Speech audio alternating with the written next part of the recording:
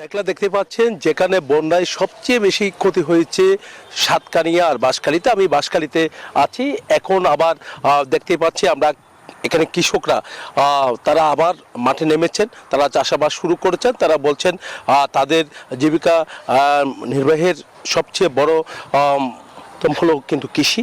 তো কৃষিকাজে তারা সবচেয়ে বেশি গুরুত্ব দিতে হয়, প্রতি বছরই তারা কৃষিকাজে সবচেয়ে বেশি গুরুত্ব দেয়। তো যেহেতু বন্যায় সব কিছু একেবারে নিয়ে গেছে, আমরা দেখতে পাচ্ছি নতুন করে যে আমনের বীজতলা দেখতে পাচ্ছেন, বীজতলা থেকে চারা নিয়ে কিন্তু তারা আবার রোপণ শুরু করেছে। একই সাথে বিভিন্ন রকমের সবজির বাগান কিন্তু আমরা দেখতে পাচ্ছি, বিভিন্ন জায়গায় কিন্তু ফলনও ধরতে শুরু করেছে।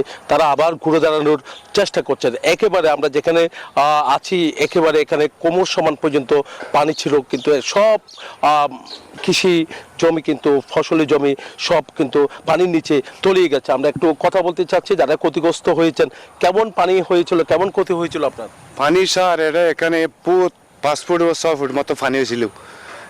কেটে খোলা সব ডুবে গেছে, গুলা গালা সব খুঁচে গেছে কই। আবার নতুন ভাবে যখন পানি ফুয়ে গেছে কই, আমরা আবার জমিন সহির আবার নতুন ভাবে চাষ করতে আছি। আইজো খানা হইতে পারি নিয়ে আল্লাহ কাবালি সামনে খানা হইতে পারবো। সরকারি ভাবে ধান বীজ না সরকারি ভাবে কিছু কিছু ভাই কিছু ন দেয় এলে ওই আর তোরা দিয়ে মানে 2-4 ঘন্টা করতে তারা করে যাওয়ার কানের দোকানে। আমাদের তো অনেক ক্ষয়ক্ষতি হয়েছে, সেজন্য তো বলতে পারি না, দেখাতে পারছি না এখন। হ্যাঁ, আবার নতুন করে আবাদ করতেছি, সেজন্য এখানে তো আবার নতুনভাবে করতে হয়।